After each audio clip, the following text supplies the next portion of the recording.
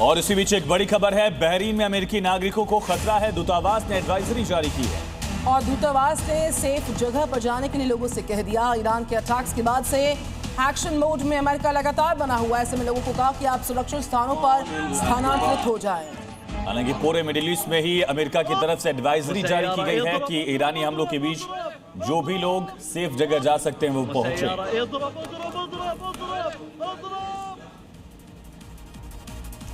America Israel के साथ Iran युद्ध के शुरू हुए अब 6 दिन हो गए हैं और इसमें दोनों तरफ से जमकर बारूदी बरसात की जा रही है, जिसके चलते तेजी के साथ गोला बारूद खत्म भी हो रहा है। क्योंकि ईरान न रुक रहा है और न पीछे हट रहा है। वो लगातार अमेरिका इजराइल के साथ उन देशों में भी हमले कर रहा है जहां अमेरिका के सैन्य बेस हैं। तो ट्रंप के बयान और तस्वीरों में समानता नहीं दिखाई दे रही, क्योंकि ट्रंप कह रहे हैं कि ईरान के पास कुछ नहीं बचा है। लेकिन फिर भी ईरान अभी तक पूरी मजबूती के साथ न सिर्फ जवाब दे रहा है, बल्कि अमेरिका और इजराइल को नुकसान भी पहुंचा रहा है।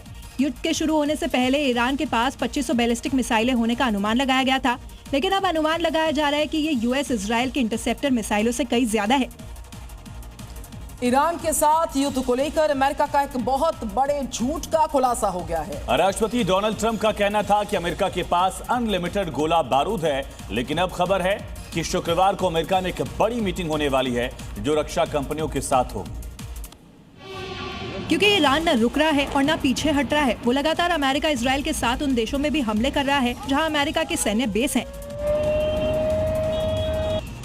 तो ट्रंप के बयान और तस्वीरों में समानता नहीं दिखाई दे रही, क्योंकि ट्रंप कह रहे हैं कि ईरान के पास कुछ नहीं बचा है। लेकिन फिर भी ईरान अभी तक पूरी मजबूती के साथ न सिर्फ जवाब दे रहा है, बल्कि अमेरिका और इजराइल को नुकसान भी पहुंचा रहा है। युद्ध के शुरू होने से पहले ईरान के पास 2500 बैलिस्टिक मिसाइलें होने का अनुमान लगाया गया था, लेकिन अब अनुमान लगाया जा रहा है कि ये यूएस इजराइल के इंटरसेप्टर मिसाइलों से कई ज्यादा है। अब बड़ी खबर इस वक्त की मिलती हुई, युद्ध पर बोले अमेरिकी हाउस स्पीकर, ट्रंप की शक्ति को सीमित करना खतरनाक है। बड़ी खबर, ट्रंप की शक्ति को सीमित करना खतरनाक। दरअसल अमेरिकी संसद में युद्ध रोकने को लेकर वोटिंग भी हुई, हालांकि युद्ध के पक्ष में ज्यादा वोट मिले हैं और इसी बीच ये बड़ा बयान सामने आया। और इस बीच अगली बड़ी खबर का ये रुख कर लेते हैं। इस तरीके से वॉर बरकरार है। इस बीच तमाम अपडेट्स आ रही हैं बैटल ग्राउंड से। ईरानी मिसाइल्स के अंधाधुंध अटैक से मिडिल ईस्ट में अफरा तफरी मची है। कतर में ईरान के अटैक से अमेरिका घबरा गया और अपने नागरिकों को देश छोड़ने के लिए कह दिया गया। खाड़ी देशों में ईरानी मिसाइलों ने जमकर कहर बरपाया है।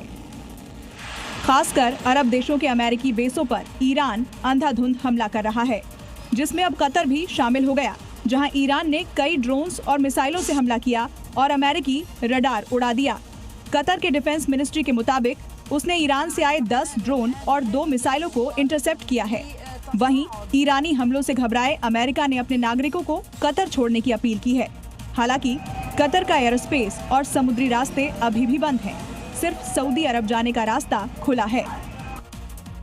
अमेरिका और इजराइल से ईरान का युद्ध जैसे जैसे आगे बढ़ रहा है, उसका दायरा और बढ़ता जा रहा है। तेहरान में तबाही के जवाब में ईरान ने मिडिल ईस्ट में कोहराम मचा दिया। बहरीन से लेकर बगदाद तक ईरान बारूदी प्रहार कर रहा है। अमेरिका और इजराइल के विध्वंसक हमले में ईरान घायल है, इसलिए घातक साबित हो रहा है। अमेरिका और इजराइल से मिली हर चोट का बारूदी जवाब दे रहा है। ईरान के इस इंतकाम की आग में पूरा मिडिल ईस्ट चल रहा है। बहरीन से बगदाद तक ईरान ने तबाही मचा रखी है। बहरीन में ईरान ने अपने आत्मघाती ड्रोन से कोहराम मचाकर रखा हुआ है। उन इलाकों को टारगेट कर हमले हो रहे हैं जहां अमेरिकी सैन्य ठिकाने हैं।